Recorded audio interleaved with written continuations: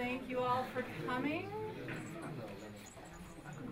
So we had a huge crowd last night, and this is our Green Business Roundtable, the first one for 2012. Semi-monthly time to get together, bring in a speaker, whether local or from out of the area, and have gotten some inspiration, learn some things. We've had some great speakers in the past. This GBR was really spearheaded by Colleen Trout of the New Community Coalition. I'm Chris Holstrom of the New Community Coalition, and we've got a couple board members and a great crowd here this morning. This is going to be broadcast on Telluride TV this morning, and this started, well, GBRs have been going on for a while, but this is particular collaboration with the Wilkinson Public Library, whom we thank immensely, particularly Lisa, who cleaned up from last night and got us ready for this morning, Ryan, who's doing some of the audio visual, and Barb for putting this all together. But this is they got a small grant from the American Library Association called Building Common Ground, Discussions of Community, Civility, and Compassion. And Barb was particularly thrilled with the idea of nurture capital, and was excited to have, when we were collaborating on who was going to speak, because this is going to go pretty much throughout the year, was very excited that we thought of the idea of bringing in Woody Tash from Slow Money and Michael Brownlee from Transition Colorado. So as part of this, we really hope to get our community involved. Again, we have education, engagement, and action. And as part of that, we'd love to get you, after this event, out in the breezeway there, if you have a reaction or an idea or something that inspired you, to give us just a couple of minutes on film so that we can post it to this website. That's a page on the Wilkinson Library website. Again, it's about what we can do, not just what we hear and what we learn, but what we're actually going to do with the knowledge that we're gaining. So again, thanks to you all for coming out on one of the rare powder mornings we've had. So really appreciate that, and I'm pretty sure you're going to enjoy what you'll hear. In case you want to hear more, we're actually going to take them over to Ridgeway, where they're going to speak tonight at 7 o'clock at the 4-H Center. So there's a brand new transition group forming in Ouray Ridgeway called Transition Our Way, which are pretty fun. So I think Michael's going to go first, but I'm going to give you the bios of both of them. Michael, on his card, says Catalyst, which I love.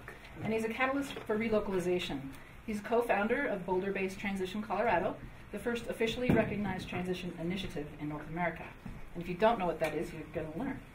As a statewide hub, his organization has midwifed several Colorado transition initiatives, all working towards the resilience and self-reliance of their communities. He's a founding member of Boulder County's Food and Agricultural Policy Council, and the architect behind Boulder County's Eat Local campaign, which has some great information on, basically to localize the food and farming system. And the publisher of Eat Local, a resource guide and directory for the Boulder area. In 2011, Michael co-founded Localization Partners, which is now investing in joint ventures, slow money style, in scalable and replicable local food distribution systems and farm-to-school hubs, as well as offering powerful online tools and processes for catalyzing food localization as economic development in communities across North America. He was among the original initiators of Transition US, served on the board of directors of that organization, and is a certified trainer for the International Transition Movement, and along with fellow co-founder Lynette Marie Hanthorne, has trained hundreds of aspiring transitioners throughout the US and many clinics, so maybe we'll have him back to actually have a full-on clinic soon. Woody Tash is founder and chairman of Slow Money, a nonprofit formed in 2008 to catalyze the flow of investment capital to small food enterprises and promote new principles of fiduciary responsibility to support sustainable agriculture and the emergence of a restorative economy. He's the chairman emeritus of Investor Circle, a nonprofit network of investors that's facilitated the flow of $150 million to 230 sustainability-minded early-stage companies and venture funds. For most of the 1990s, Woody was the treasurer of the Jesse Smith Noyes Foundation, where he pioneered mission-related investing. He's an experienced venture capital investor and entrepreneur, and served on numerous for-profit and nonprofit boards, and was founding chairman of the Community Development Venture Capital Alliance, which supports venture investing in economically disadvantaged regions. In 2010, Utne Reader named Woody one of the 25 visionaries who are changing your world. So the book, Slow Money, Inquiries into the Nature of Slow Money, is published by Chelsea Green. Robin Wilson and I are going to host a book discussion over the next few weeks, so there'll be a sign-up. She's got a sign-up for that, and the library has 20 copies of the book, so the first 20 people get the book for free. The bookstore also has copies of that, and probably also the Transition Handbook by Rob Hopkins, who you'll hear a little bit about. There's also a sign-up sheet for the library and the New Community Coalition, so please be sure and sign in. You'll get our newsletter, unless you say you don't want it, which comes out monthly. Anything else? Again, the food today came from Cocina de Luz, and thank you, Lucas. And again, a huge thank you to the library staff for doing the quick turnaround from last night I think we were one shy of capacity last night. So, without further ado, Michael, can you start? Great. Thanks. Good morning, everyone. Good morning. Let me just check to see who was here last night. Well, you can all take a nap for the next half hour. And pretty much the same information, but maybe I can give it a little bit different spin.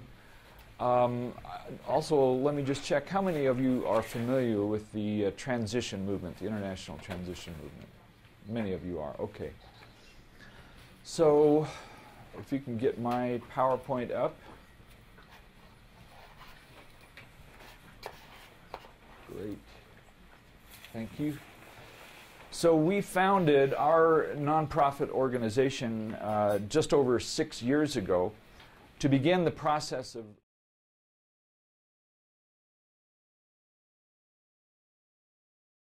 people now. And relocalization is it's a community-based effort to have a community make its transition off of fossil fuel dependence, become resilient and self-reliant as much as possible, and be able once again to meet its own essential needs locally, which is a fairly radical idea these days because almost all of our communities are dependent on globalized systems for our essential needs. However, those globalized systems are now becoming very unstable as we begin to experience the local impacts of global crises such as climate change, or what David Orr is beginning to call climate collapse, fossil fuel depletion, otherwise known as peak oil in some circles, and what started out to be in 2008 economic instability, but we're now beginning to understand is long-term economic decline, or could be. So that's addressing those challenges on a local level is really what the transition movement is about. It started in the UK in 2006, and there are now about 400 transition initiatives around the world in about 34 countries, and just about 100 of those initiatives are here in the US, and I'll talk a little bit about that later. But in early 2007, our organization began to focus on food in our community, or food localization, what we're calling the local food shift. And this got kicked off because we had a food working group in 2006 that was comprised of some very astute gardeners who were very good at metrics. And they started looking at, given the state of agriculture in Boulder County, how many people could we feed there? And what they found was it was only about 20,000 people.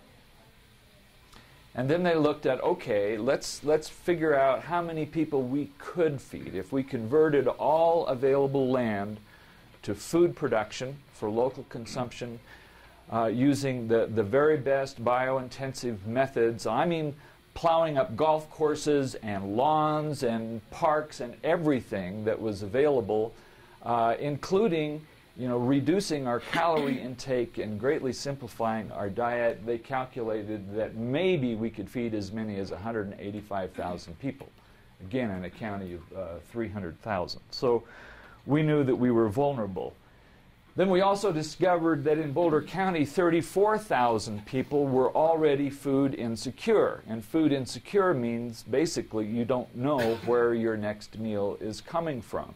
And as the economy continues to unravel, we know that there will be more and more people who are in that same boat. Then we learned that in the county in 2010, we spent $947 million on food in the county. But less than 2% of that food was actually produced there. So this started to give us a picture of what we were facing. And it was incredible to us because it's an agricultural county with 137,000 acres of farmland and ranch land. And then we looked at this, that if you looked at the total agricultural output of all of the county, if all of that was consumed locally, which it certainly isn't, but that would only be about 4% of the food that people in Boulder County consumed. So this all helped us realize that we needed to shift our very export-oriented food system to be able to do something almost unthinkable these days. It's really a paradigm shift. It's thinking about feeding our own people first and then exporting the surplus, which we think is the way it really needs to be. We're very proud of our farmers market in Boulder County. People in Boulder County say that this is one of the top 10 markets in the country. I'm not sure that's true. Some say it's number 4. I don't know. But we do know that about 14,000 people show up at the Boulder market on a Saturday.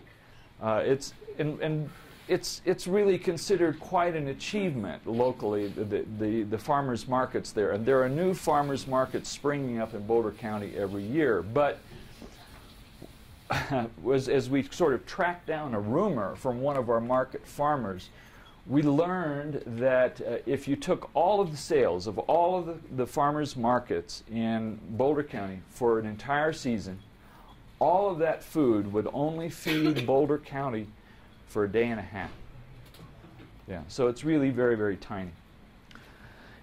And we also know, just sort of round out the picture, that many of our farmers who sell at the market could qualify for food stamps. Several of them work full-time jobs in order to be able to farm. So these are indicators that something is awry in our food system.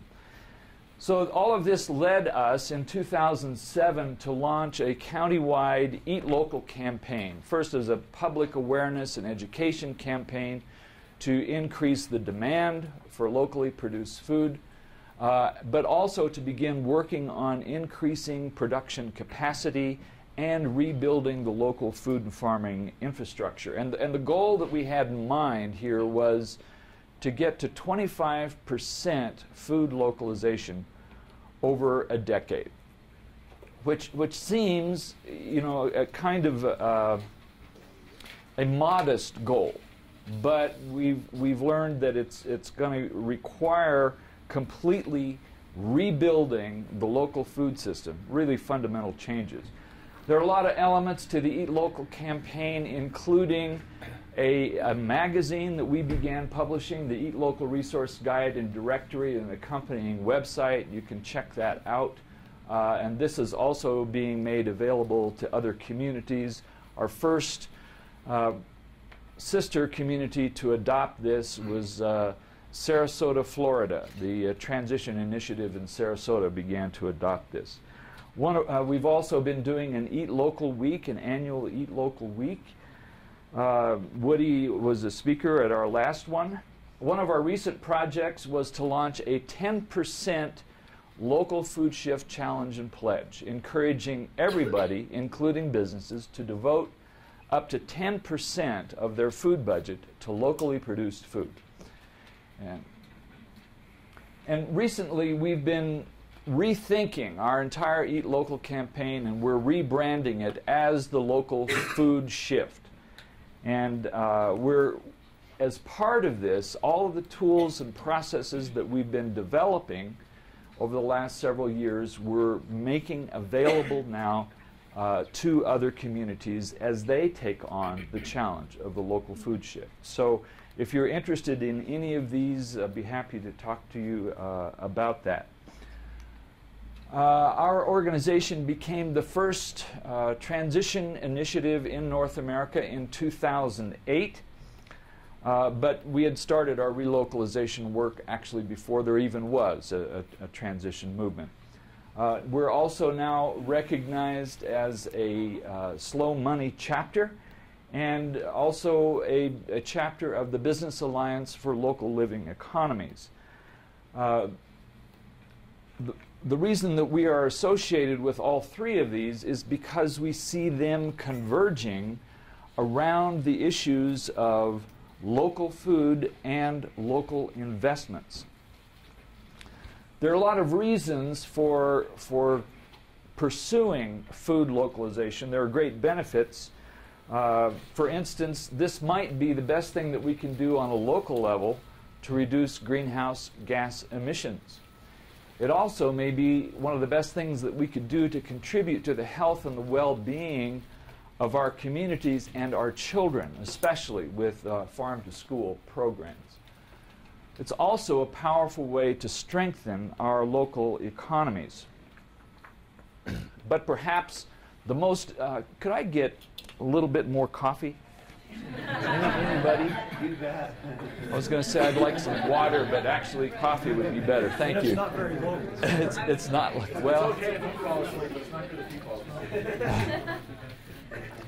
It's interesting. He said it's not very local, and you know it's one of the questions that we often get is, what's your definition of local? And you know the coffee that's coming here is not grown here, but it is hopefully as local as possible. You know, and I think that that's a definition that we need to think about more and more. What is as local as possible for our various foodstuffs? Obviously, we can't grow everything locally, especially in places like Telluride,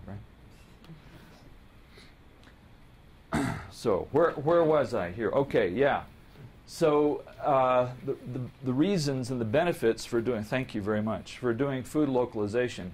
Of all of these, maybe the most compelling these days is economic development. And this is a fairly new idea in many places to look at food localization as economic development.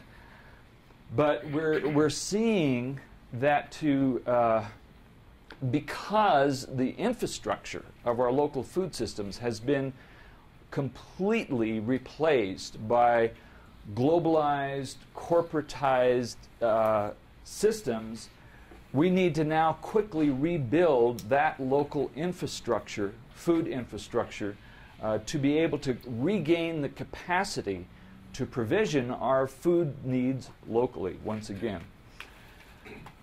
In Boulder County, we know that we're going to need to have scores of new farms, hundreds of new farmers, thousands more acres devoted to food production, along with all of the food processing, storage, and distribution systems that will be needed to support this local food shift. And over the last year and a half or so, we've been working with the economist Michael Schuman. He's the Director of Research and Business Development for the Business Alliance for Local Living Economies, BALI. He has a new book coming out in a couple of weeks here. And we've asked him to develop a study in Boulder County on the economic benefits, economic impact of 25% food localization. And we now have the numbers in, and we're just beginning to make use of these numbers, and it turns out they're fairly significant. If we look at the entire state of Colorado, 25% localization means 31,000 new jobs. Pretty significant.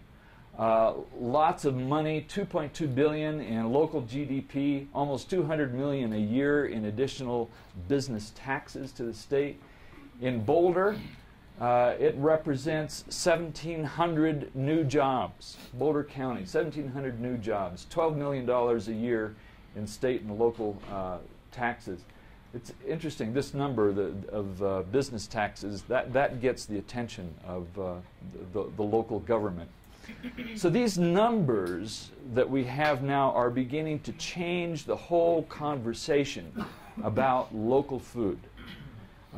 Certainly in Boulder County, Colorado is going to take a little bit longer. You'd think that any economic sector that could promise 31,000 new jobs would have the attention of the state government. But I can tell you that the Colorado Economic Development is not yet considering food localization as an economic development strategy.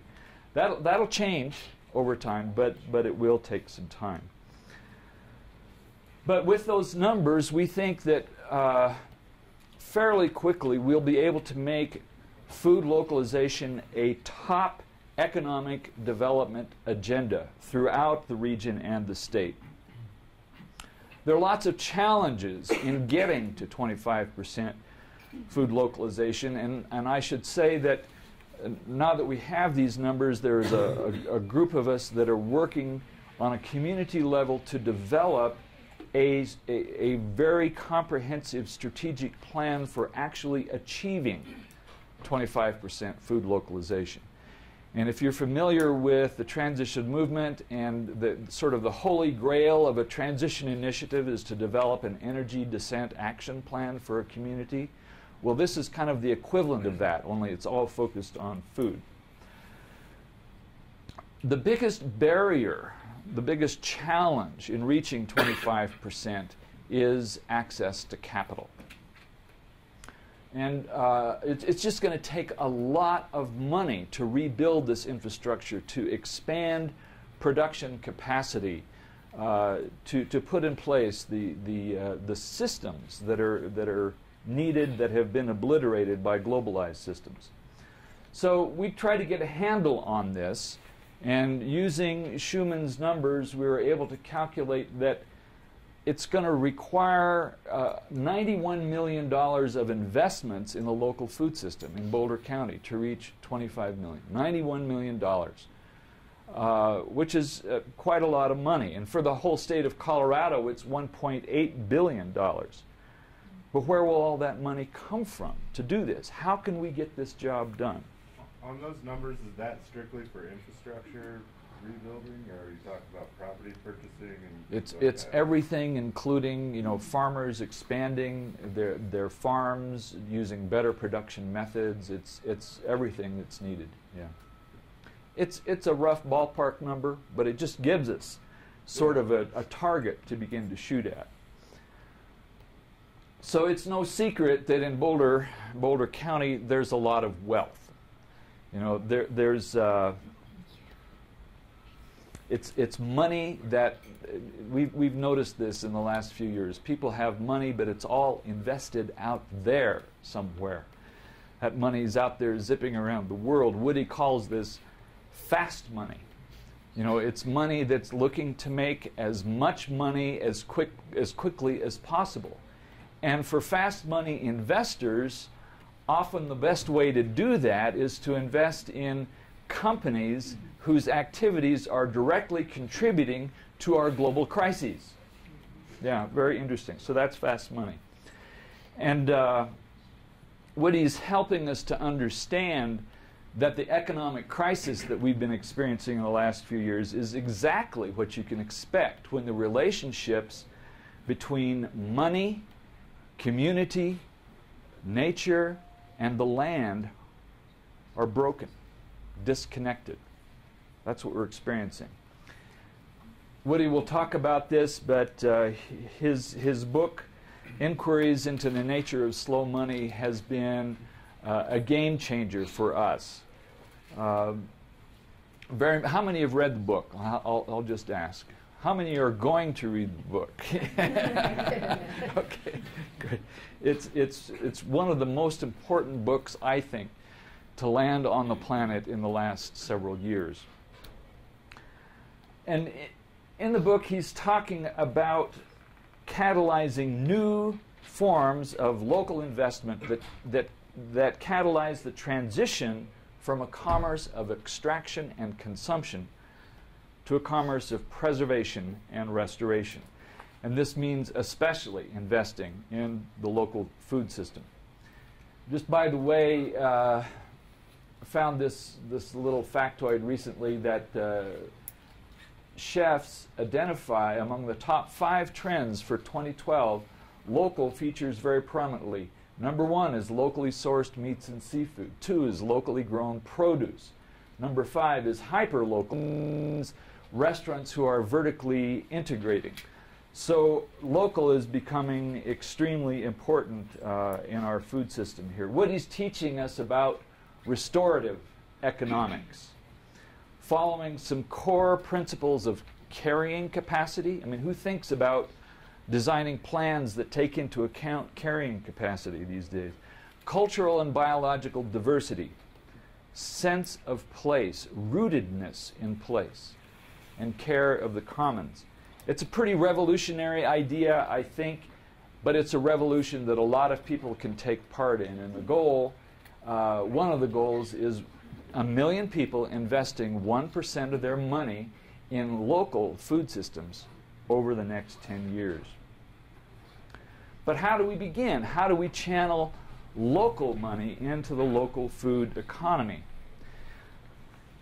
Well, in Boulder County, we know that individuals in Boulder County have $26.5 billion in non-local stocks, bonds, and various investment funds.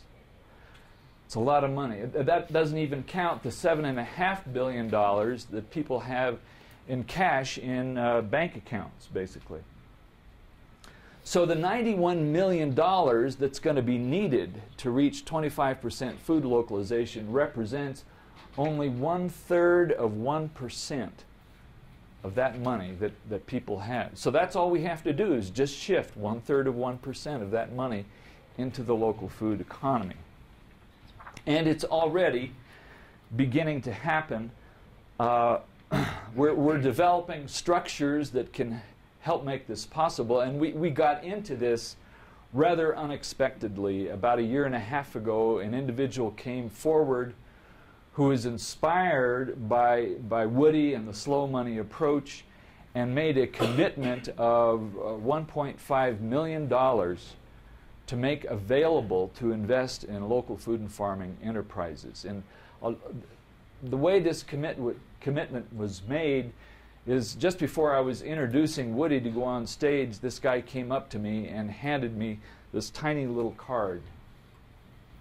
This is not the way things are usually done in the world of money, but this is what happened. And it's taken us a while to figure out what to do with this and how to structure this. I mean, it began to change everything for our little nonprofit. But after about 1 year's worth of research and getting advice, often conflicting advice from a number of people, we finally formed Localization Partners, LLC. And this is where all of that money went. This is owned, 99% owned by Transition Colorado. And the money that was put into it is a 10-year, no-interest, slow money loan, really in the spirit of slow money.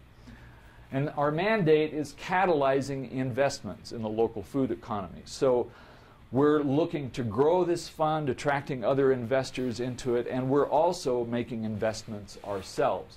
And the first was to begin to address the challenge of a core part of our missing infrastructure in the local food system, which is distribution.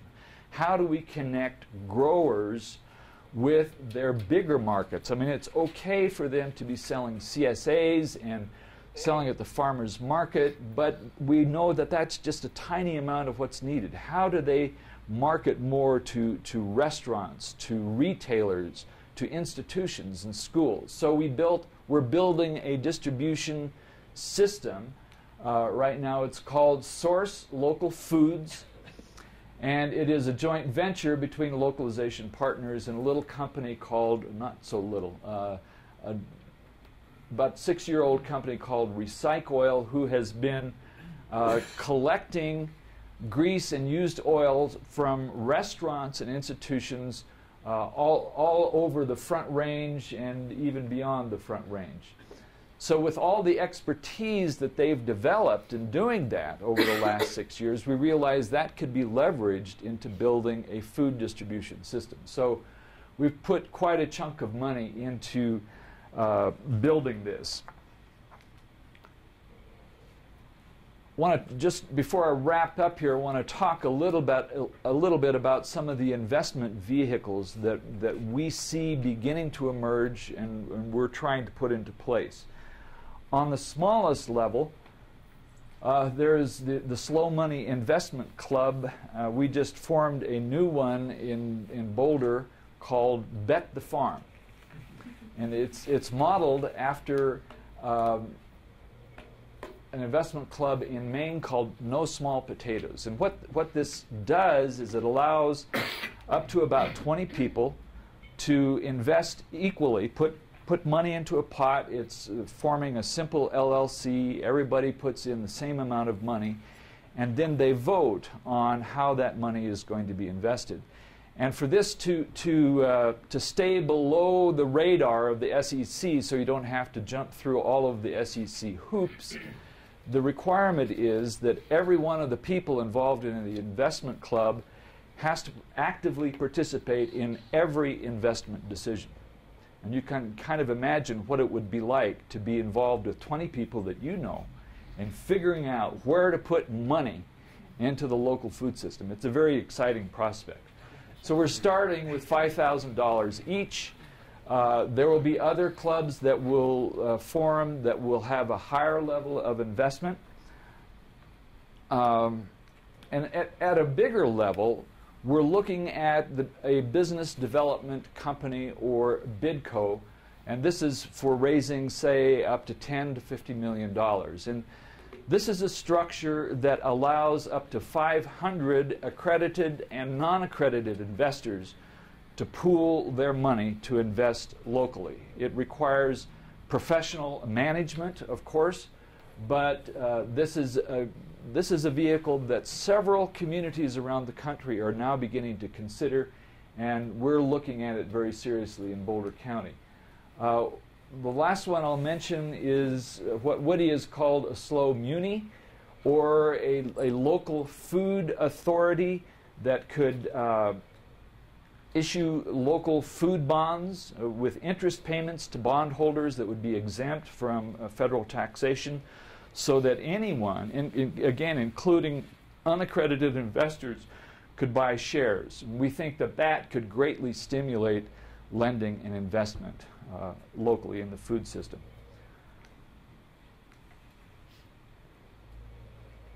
It's really kind of challenging for what was once a little grassroots nonprofit organization to be dealing with all of this, you know, and we've really been scrambling up the learning curve, learning about money and how all of this works, and trying to figure out exactly what needs to be done. And fortunately, a very powerful group of advisors has come forward these are people who know money, who know business, who know agriculture, and are very passionate about local food. You know, so it's a unique combination. And one of the things that we're seeing is it's not enough to move money. It's not enough to make investments. There also needs to be put in place structures that can support those businesses who are getting into this, to get them ready to be invested in and to support them afterwards to make sure that they're successful. So there's a whole range of support services that are going to need to be put in place as well. And we're just in the process of launching a venture that will focus on doing just that. So I'll close by saying that rebuilding and relocalizing our food and farming system is a massive process. It is in Boulder County. It is anywhere. It's going to take some time. But in our community, we're not in charge of the process. the community itself is. We're acting primarily as a catalyst for collaboration and as a provider of information, insight, and once in a while inspiration, and as a provider of capital. But all of this is an experiment, and as Rob Hopkins, the founder of the transition movement, says in his cheerful disclaimer, we really don't know if this is going to work. But what we do know is that if we wait for government or big business, it'll be too little, too late. And if we act just as individuals, it'll surely be too little. But if we act together as communities, it might be just enough, just in time. Thank you very much.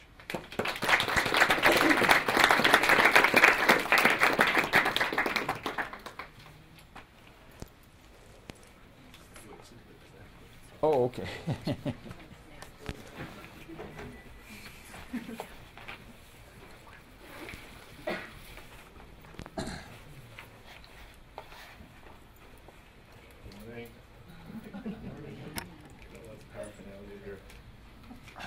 So, I'm not really asking for Chris's permission, because I know she will give it.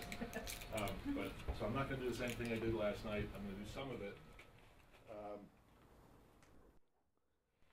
I want to go more in the direction of the knowledge, information, wisdom that's over the door of this building. And I'm going to give myself the freedom to read more from my book this morning. I only read a page maybe last night. And the reason is, Michael used the word revolution at one point, and I've been running around the country for the last 3 years talking about slow money. And it's amazing to me that it's been called a revolution, a movement. I could bore you with all kinds of things people are saying, but maybe one which is somewhat relevant would be Entrepreneur.com called slow money one of the top 5 trends in finance in 2000.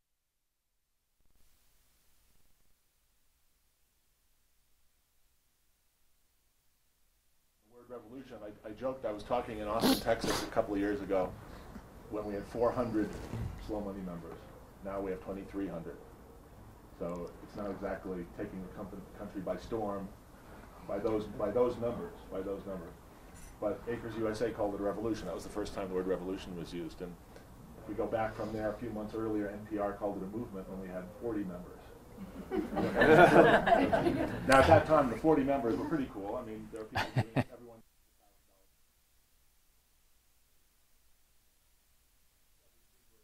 People who've been around a long time doing either philanthropy or social investing or organic food. But still, there's been something about this process that has, let's say, the ideas have been racing out ahead of the doing. Someone was here before, just said we're in a phase where we're going from doing to being. And so I'm gonna zoom way back from what Michael said, straight that he went first, because he gave you on the ground what's actually happening in one place. There are now 13 slow money chapters around the country, of which Boulder is one. We just had a call last week of chapter leaders and group leaders who want to become chapters. It looks like by the end of next week there'll be about 18 officially recognized chapters of slow money. And these are places where a handful of people who have become members of slow money, of this 2,300 people now,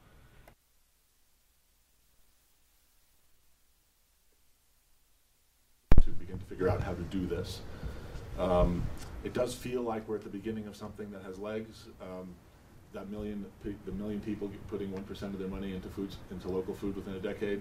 Is that a revolution?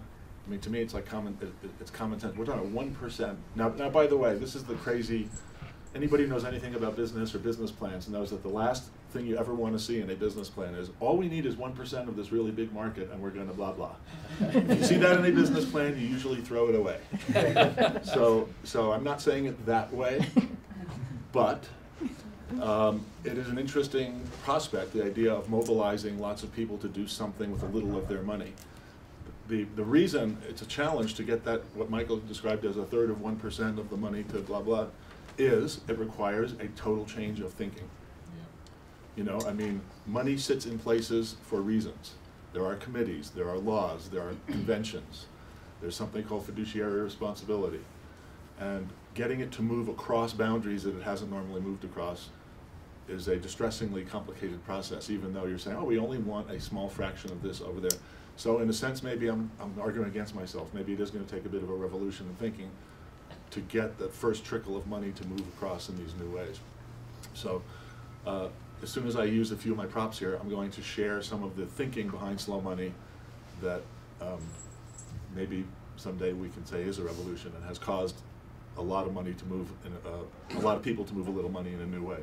So my props are current issue of Fortune magazine, guy in blue jeans, man of the people. I'm sorry, that's very skeptical.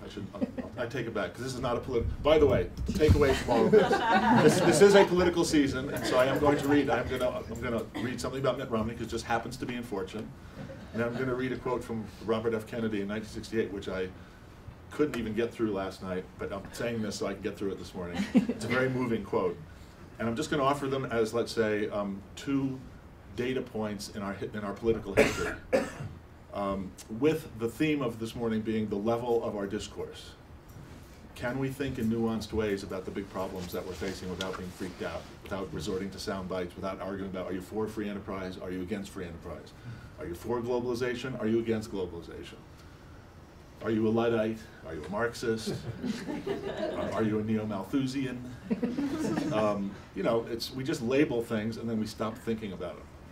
And I guess, to give away the punchline, I would say, now granted, this is a journalist paraphrasing something from Mitt Romney, so let's say it's not fair because he's not here to give a more expansive version of it. But then I have a long quote from RFK. The level of discourse and thought from this RFK quote is astonishing. If you think about someone running for president of the United States saying what I'm going to read you here, that he's in 1968. So I guess that's enough setup on them to read it. So here's the paragraph on the current presidential campaign. When I asked Romney to name the single gravest threat to economic prosperity in America today, his response is immediate. Not foreign oil, not the deficit, not the rise of China, not the collapse of the housing market, not runaway entitlement programs or calamity in the Eurozone, and certainly not, as McCain said 4 years ago, radical Islamic extremism. The real threat, Romney says, is, quote, a government that is overbearing, intrusive, and demanding, unquote. Is that the recent issue? Yeah, I think this is the most recent one. All right. I'm not going to comment on that. Here's RFK in 1968. We will find neither national purpose nor personal satisfaction in a mere continuation of economic progress, in an endless amassing of worldly goods. We cannot measure national spirit by the Dow Jones average, nor national achievement by the gross national product. For the gross national product includes air pollution and ambulances to clear our highways from carnage. It counts special locks for our doors and jails for the people who break them. The gross national product includes the destruction of the redwoods and the death of Lake Superior. It grows with the production of napalm and missiles and nuclear warheads. It includes the broadcasting of television programs which glorify violence to sell goods to our children. And if the gross national product includes all this, there is much that it does not comprehend. It does not allow for the health of our families, the quality of their education, or the joy of their play. It is indifferent to the decency of our factories and the safety of our streets alike. It does not include the beauty of our poetry or the strength of our marriages, the intelligence of our public debate, or the integrity of our public officials. The gross national product measures neither our wit nor our courage, neither our wisdom nor our learning. This is on the campaign trail, candidate for president. Neither our compassion, this is a series on compassion, nor our devotion to our country. It measures everything, in short, except that which makes life worthwhile, and it can tell us everything about America except whether we are proud to be Americans. Okay, got through it, sort of. All right, so what happened to our ability to think and talk about real structural problems? I mean, I don't think in 1968 there were very many people saying the GNP was a structural problem, that the Dow Jones Industrial Average was a problem. And now here we are, how many years later, 40 some odd years later, and having gone through, let's say, something more than a kick in the stomach about what the economy is or how the economy should work, or how the disconnect between financial markets and real life, or the inability of, let's say, financiers to stake on the ground. When we talk about bringing money back down to earth, I'll read the slow money principles in a minute. We just went through a jarring, something beyond a wake-up call, and yet we're still not talking at a national level about any of the real structural problems. We're talking about Wall Street versus Washington. They're both too big. They're both out of control. No one's really able to manage them. They're both corrupted. I'm not saying corrupt like all the people are corrupt, but the systems are so complicated and large and difficult to manage that the odds of them solving our problems are, in my opinion, extremely low. There's another system that's broken that we don't. In my introduction, Chris mentioned mission-related investing. How many people have heard of mission-related investing? Oh, this is really cool town. Every question they asked last night, I was like, yeah, I heard of that. So here are a few numbers, because we're talking about money, economics, and whatnot. So here's another. Anybody want to guess what the total pool of professionally managed private foundation assets is in the United States? 30 billions, trillions of dollars. It's not a trillion. It's maybe about $600 billion, but that's on its way to a trillion. All right. Of those $600 billion of foundation assets, and the United States, I think, is generally acknowledged as the most charitable nation on the planet. I think that is true, and there are different measures of that. And by the way, it's a lot more philanthropy than just that's. Individuals are giving maybe some number like close to $100 billion a year of individual giving every year. So I'm not talking about that. I'm talking about the professionally managed philanthropy that's managed by fiduciaries. Okay. So of that $600 billion, and you're talking about everything Gates being the most visible all the way down to smaller family foundations. I'll do it as a percentage because we're talking about 0.3% of this and 1% of that. What percentage of those assets goes as grants to sustainable agriculture every year? Invisible. Someone said invisible. That's pretty close. 1%. We've got 1/10 of 1%, and it's less. It's more like a few hundredths of a percent. It's about $100 million a year of grants go from the private, professionally managed foundations. So I would offer that as just one data point of a system that is structurally incapable of responding to the problems. Now we can have a long discussion about why that is, how it got to that point, where the money's actually going.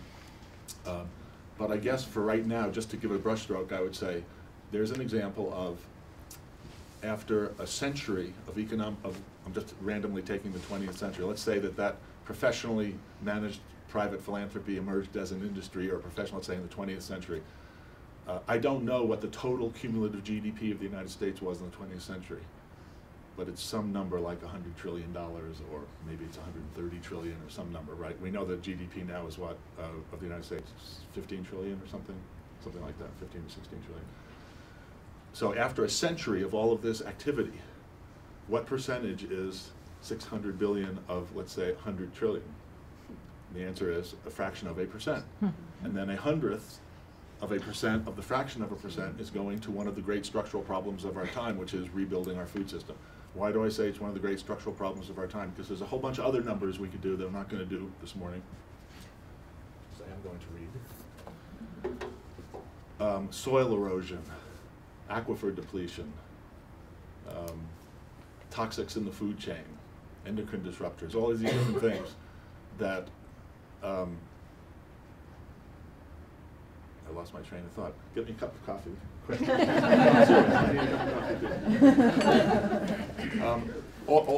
me put it this way. All of the things we care about that we recognize now as problems can be reduced to 1/10 of a percent or 1/2 of a percent. You know, the amount of venture capital that goes to organic food companies, almost incalculably small. And those food companies are not even doing what we're here to talk about today, which is rebuilding local food systems. They're creating new organic brands. So I would say thank you so much. So I would say the theme of this is that the structural problems are great, and the systems that evolved during the 20th century are not designed to respond to them. And going back just a little bit to the RFK thing and the presidential campaign, it's hard to watch that and know that we're talking at the level of such superficial thinking and fighting about slogans when we're not actually addressing the structural problems. So what has been fun about Slow Money is groups of people. I don't know how you felt about what Michael described. I find it incredibly inspiring that groups of people are actually rolling their sleeves up and saying, how do we just start fixing things without all the experts telling us what we can or can't do. In some cases, this involves educating or dialoguing with your financial advisor, who will almost certainly, there was a man here last night, who we were actually having lunch today, who came up and said, yeah, well, you know, I know we have to do this high risk, low return investing. He said, that's what I'm looking for. High risk, low return investing. This is the opposite of what we were all trained to do in the 20th century. Okay? We're trained that you only take a high risk if it's in a venture capital thing. I'm using one example, where it's a capital intensive, high tech thing that if it works goes from zero to billions of dollars in a few years. That's high risk investing. Now, we can have a very long, beautiful discussion about whether it's riskier to do that or invest in a farm down the street. Oh, we have it. Yeah, exactly, because when you watch the people who bought their stocks for 60 and then it was worth half a cent, I mean, and they didn't even have a potential that they might get some full. There's so much to talk about in all this. So I would go back to the revolution thing. It is in a way a revolution because it's a totally different way about thinking of what investing means in the 21st century. But I don't. The reason I balk at the word revolution is it just seems like common sense to me. The world is different now than it, or at least our awareness of the world is different now than it was, let's say, 50 years ago. When we first saw the picture of the Earth rising over the moon, you know, that was, let's say, a change in our sense of what the environment was. Oh, we're all on this planet together, we throw something away. It doesn't actually go away, it goes somewhere. That was a big radical idea in 1969. You know, there's no such place as away. And one of my many little epiphanies I've had in talking about slow money for the last couple of years and really dialoguing with folks is that to the modern investor, there's no such place as here. Right? I mean, first there was no such place as away, then wait a minute, there's no such place here. You're not taught to invest as if your community matters. You're taught about asset classes and emerging markets and risk return frontiers and all kinds of abstract securities. Or, if you're not taught about all that, you just give your money to somebody who you believe understands all that stuff and they do something with your money. And then we're surprised that our communities are being degraded. All of our wealth is out there, Michael referred to this, is zooming around the planet. We have almost no knowledge of it. The social investment movement is an attempt to give us some knowledge about it, meaning, do we know what the labor practices are? Do we know something, are there women on the board of directors? Does the company have charitable program? I mean, I'm not making light of any of these things. These are all important incremental changes. But I would argue they're very incremental and ultimately dissatisfying to me if I know my ultimate objective is to rebuild the health of the soil or my community. And that money is still going to companies that can gain market share in global markets as quickly as possible. I mean, that's the only way that money knows how to be used. So that is our fiduciary responsibility, which emerged in the 19th and 20th centuries. And now we have parts per million in the atmosphere and 0.5% to 1% of soil around the world eroding every year. Think about that number. I mentioned it last night. It's one of the more startling numbers. 0.5% to 1%. These are global consensus estimates by all the major international organizations that are watching the environment. 0.5% to 1% a year. That means not a lot of years. The World Watch Institute has called peak soil the quiet crisis of the 21st century. And so I'm about to start reading. It's good. I don't even know if I'll have time to do any PowerPoint slides. I might do one or two, but now that I'm almost awake, I think I'm awake enough to read. This is a good setup for the first thing I was going to read. So I'm actually going to read for a while. You can stop me when you're still awake. And I'm doing this. I mentioned this last one too. Being in a library is a great privilege, and I'm really honored that Telluride has picked some of the slow money principles as the guiding principles for this series of talks. It sometimes frustrates me. We're so anxious to just get something done, or give our money to somebody else to do it for us. That's why the investment clubs is such a beautiful thing. It's people doing it together. That we kind of rush past the thought process. And I would say if there is going to be a revolution, it's going to happen because people really take to heart a new way of thinking about what it means to be an investor in the 21st century. So I'm just going to pick 3 or 4 sections from the book that are just like different vectors on this, a different way of thinking about what it means to be an investor in the 21st century. So thank you for your indulgence. It takes roughly a millennium to build an inch or two of soil. It takes less than 40 years on average to strip an inch of soil by farming in ways that are more focused on current yield than on sustaining fertility. A third of America's topsoil has eroded since 1776. In the 1970s, the United States lost 4 billion tons of soil per year. Roughly a third of all farmland in the world has been degraded since World War II, with annual soil erosion worldwide equivalent to the loss of 12 million hectares of arable land, or 1% of total arable land.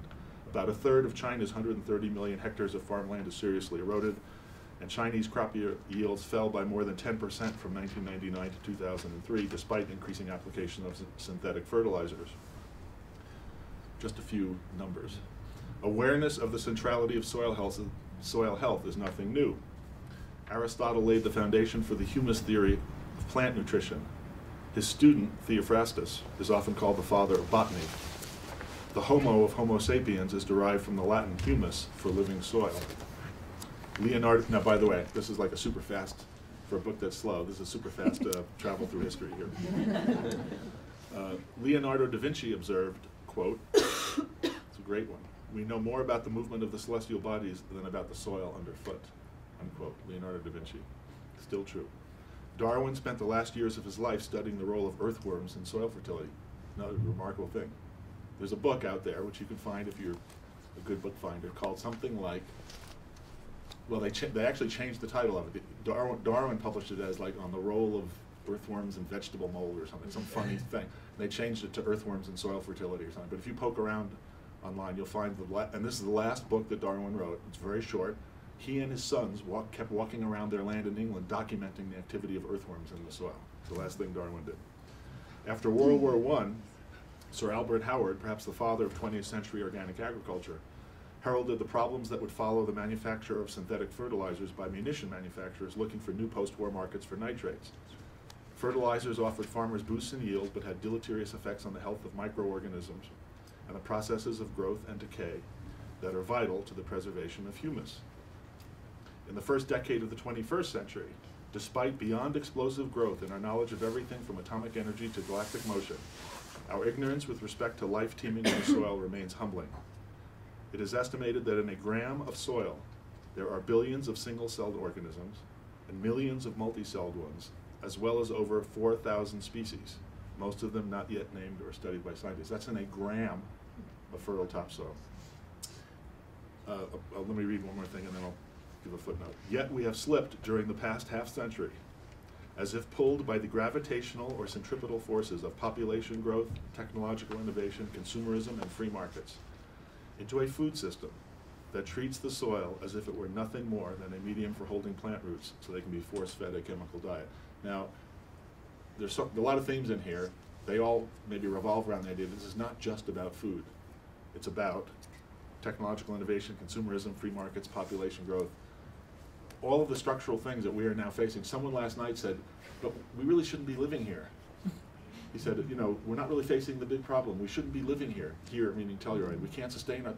Well, you could say that about the whole species in a sense. We've sort of tricked Mother Nature into, you know, I mean, if you want to be pessimistic, you might say we've already we're past overshoot already. Who knows what the consequences are going to be. But as a species, we are unsustainably dependent on extracting life, both from other life forms and from the earth in a non-sustainable way. One estimate is, you know, we're losing a couple hundred species a day. A couple hundred species a day. And you know, whether or not this is exactly true or not, you just have to decide if you believe it's directionally true. Because I hate it when people say, that's not true, I don't know where you got your data from. You just have to decide what direction are we going in. It feels to me like we're in a direction where our species is extracting things at the expense of either future generations of our species or current life of other species. I mean, we're living in a way that is not sustainable. Okay, it's not because we're evil, it's because we didn't know. When you think about all things we didn't know that we're starting to learn, and yet with this momentum is so embedded. And then you get to the issue of speed and momentum. So let me just keep reading a little bit, just for the fun of it. So that was on soil. I would consider soil fertility maybe the ultimate metric. Social investors talk about metrics. How do you measure your social impact of this, that, and the other thing? part of this revolution is going to be stepping outside of that paradigm and allowing ourselves to think more creatively about metrics. I would say, you know, if we can't grow our food in a way that does not kill the life of the soil in order to feed ourselves, that's an ultimate metric. And again, in the interest of common sense, not debating numbers and experts, just think about it. Hundreds of billions of tons, probably more than that, are of petrochemicals of all kinds. Some of it supposedly benign, NPK. These 3 petrochemically derived synthetic chemicals are poured on the soil every year to boost plant yields. And then you have all the pesticides and the herbicides. And does anybody think this is good for the life of the soil? Does common sense tell you that microorganisms in the soil? Okay, here's some numbers. Some more numbers. This is kind of a cause, kind of a crazy little cause for, let's be optimists here. Let's look for the ray of hope here. So the Gates Foundation, which a lot of people in the local food movement like to say is in bed with Monsanto and is promoting GMOs in Africa and whatnot, therefore not a good foundation when it comes to food. The Gates Foundation did a very large-scale study of sustainable agriculture. The exact name of it, I can't remember, something like Towards 21st Century Sustainable Agricultural Systems, big tome. And in that study, there are, I think, 14 appendices. And one of them is about Thompson Farm in Boone County, Iowa, which is a multi-generational organic, it's like 2 or 3 generations organic farm. And here's the numbers. This, the ray for hope is, this is in a Gates Foundation massive study on food systems and sustainable agriculture. They actually have this number. Here's the number. On a conventional acre of farmland in Boone County, Iowa, the average earthworm population is, this is going to be a quiz. It's 2 parts, this first part. So come on, somebody guess. How many earthworms are there on a typical, an acre of farmland that all the conventional chemicals and monoculture stuff is done on? How many earthworms are, as of this study, sometime in the last several years, what's the typical earthworm population? Come on. 50. 50, wait, what we got? 20 million. 50. We got 50, 20 million. Well, you have to answer the second part. I'm not going to give the answers. I'm going to ask for the second part too. So we got 50 to 20 million. Okay. And here's I'm assuming everybody else is going to be inside that. If not, you need the rest of the coffee. All right. So, all right, 50 to 20 million. Second part of the quiz. On the Thompson family farm, which is farmed organically for a few generations, what's the average earthworm population in an acre? That's what I thought we were saying. No, it's Oh, you did use I that thought word? that was the 20 Oh, all right. million. That's Well, what- I think you're copying out. No, no. All right. That's what I thought you were talking about. Anyway, so here are the answers. 19,000 Yeah.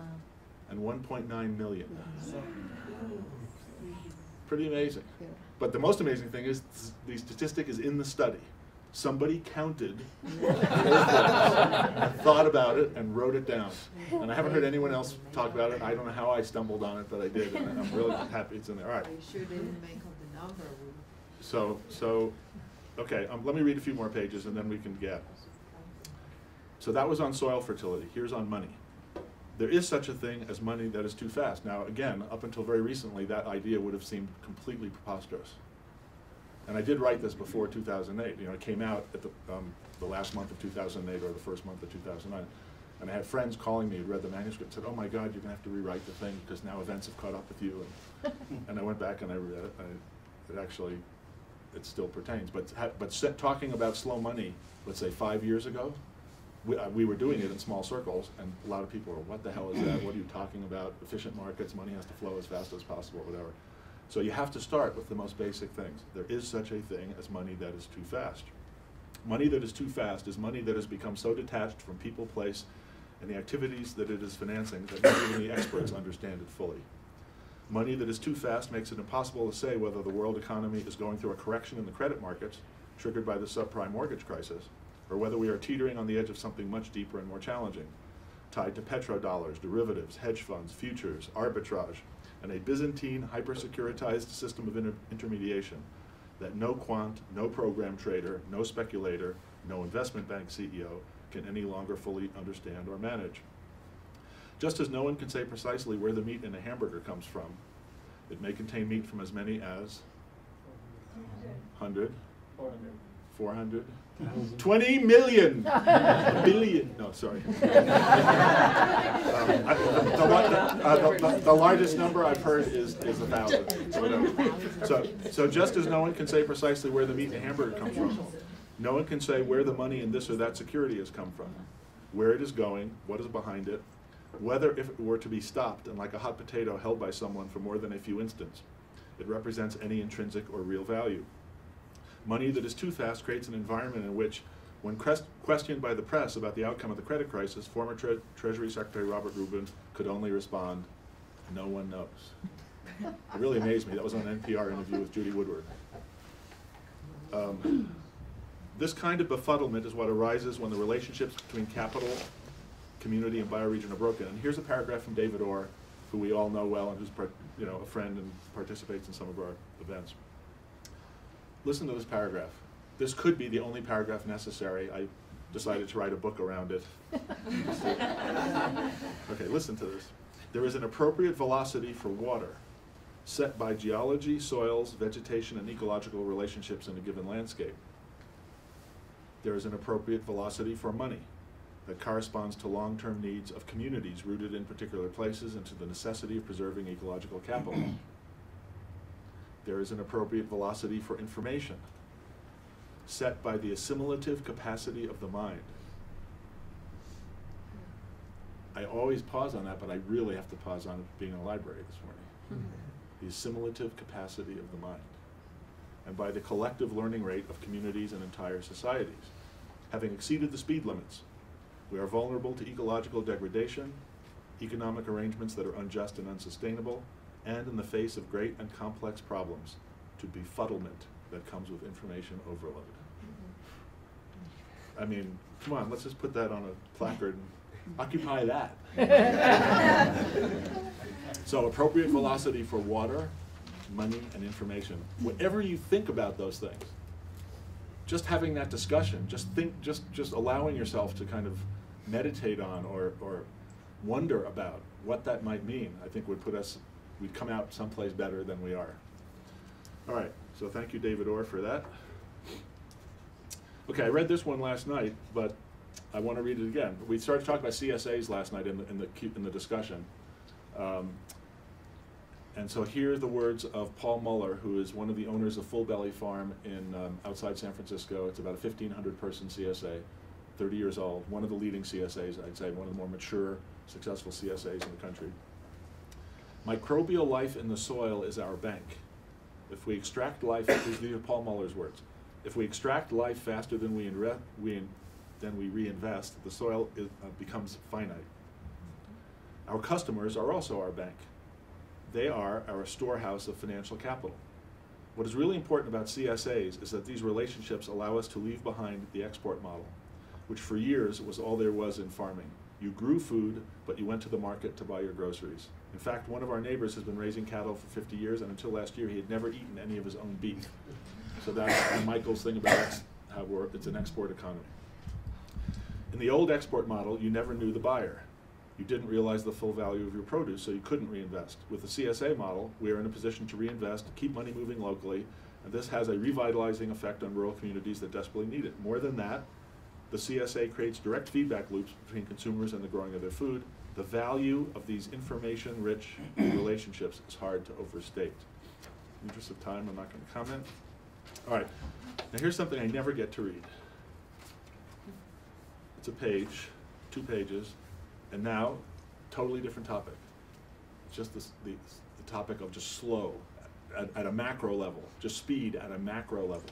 Maybe it's tied a little bit to the appropriate velocity ideas, David Orr. These are the words of Stewart Brand. Very controversial, iconoclastic. Those of you here not know who Stewart Brand is? Actually, I'm interested. A few don't. Okay. Whole Earth Catalog. Remember the Whole Earth Catalog? He was the publisher of the Whole Earth Catalog and has stayed, I would say, a kind of a cutting-edge rabble-rouser, certainly in the Bay Area, a little bit broader than that. His most recent book is called something like Ecopreneur's Manifesto or something, and it's extremely controversial. He promotes GMOs, nuclear energy, It's just created a big ruckus in environmental circles. So anyway, Stewart Brand's been around a long time, and he's been on a sort of a cutting-edge thinker and boundary buster. And he wrote a book called The Clock of the Long Now, which is thinking in very broad strokes about history. It is balance. So I start out, this is me, and then I introduce his words. It is a balance we are after, but not the balance of a gyroscope. We need a more integral form of balance based not on one-dimensional hyperspeed, but on the stability of multiple rates of change. In a society that is increasingly held hostage to those aspects of culture that are speeding up, as Stewart Brand observes in Clock of the Long Now, it becomes increasingly important to protect aspects of culture that slow, these are his words, slow way down just to keep balance. Now here's a fairly lengthy quote from, this is Stewart Brand. The combination of fast and slow components makes a system resilient, along with the way the differently paced parts affect each other. Fast learns, slow remembers. Fast proposes, slow disposes. Fast is discontinuous, slow is continuous. Fast gets all the attention, slow has all the power. I propose 6 different levels, this is Stewart Brand, of pace and size in the working structure of a robust and adaptable civilization.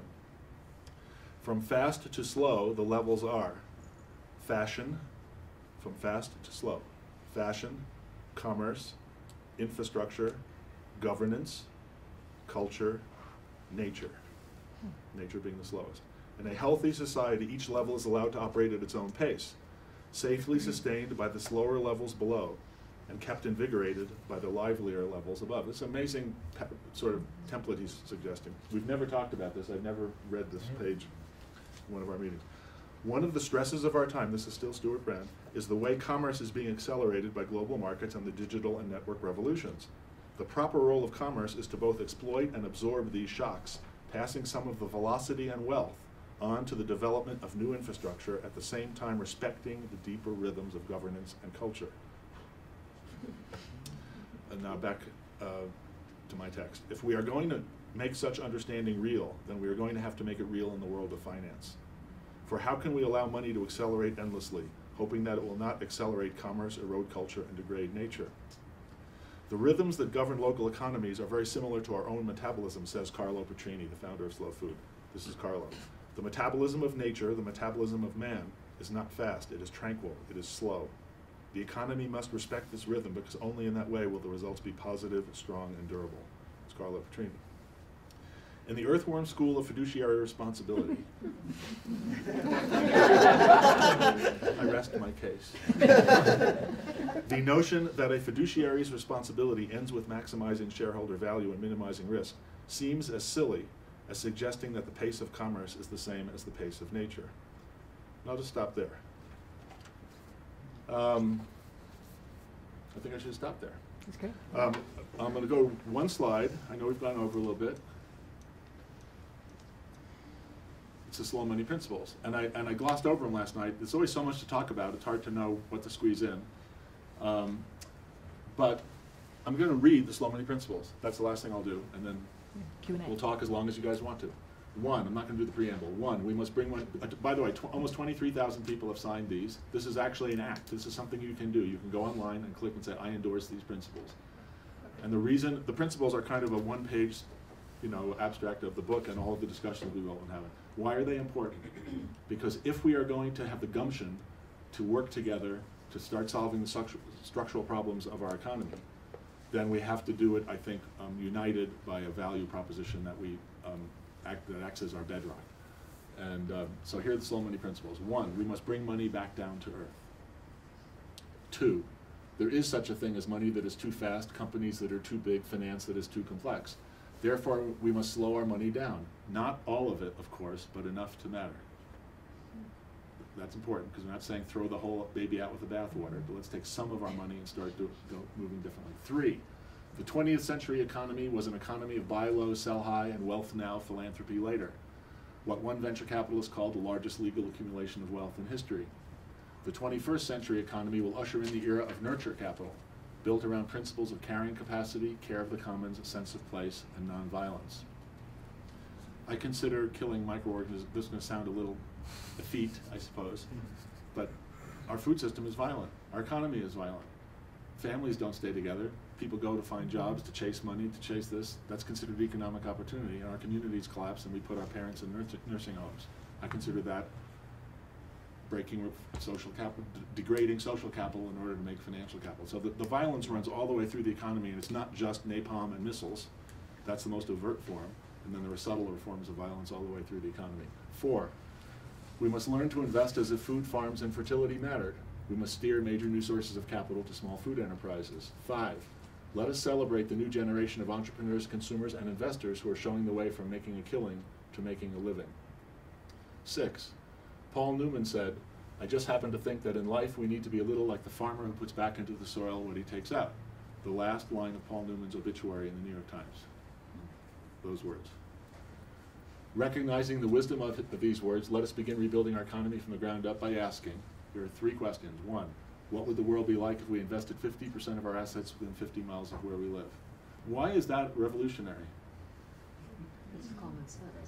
I mean, who thinks we're going to have a good world if all your money goes someplace else and you don't know where it is, and your community, and you don't actually have the responsibility, and I would say, or rewards and fun, and friendly aggravation of working with your friends and neighbors to figure out where we are going to invest in our community? What kind of world are we going to end up with? We got that world. We are getting that world. All right, what if there were a new generation of companies that gave away 50% of their profits? Again, it's all 50-50, and that's a riff on Patagonia and Newman's Own and whatever. And the last one, what if there were 50% more organic matter in our soil 50 years from now? And to me, the most important thing to note there is we end with questions, because we definitely don't have all the answers. This is very similar to the spirit of the Rob Hopkins quote that Michael ends with. This is a direction. It's saying it's a balancing. It's the pendulum's way over here. We want to start bringing it back. We don't have to come up with an entire new economic theory that justifies high risk, low return investing. That's not our job. Our job is to say this other thing is going too far. It's out of control. We just need to try to move in another direction, just as an act of radical rebalancing. And we'll figure out some of these answers as we go down the path. So thank you for listening and letting me read so much from the book. Look forward to questions.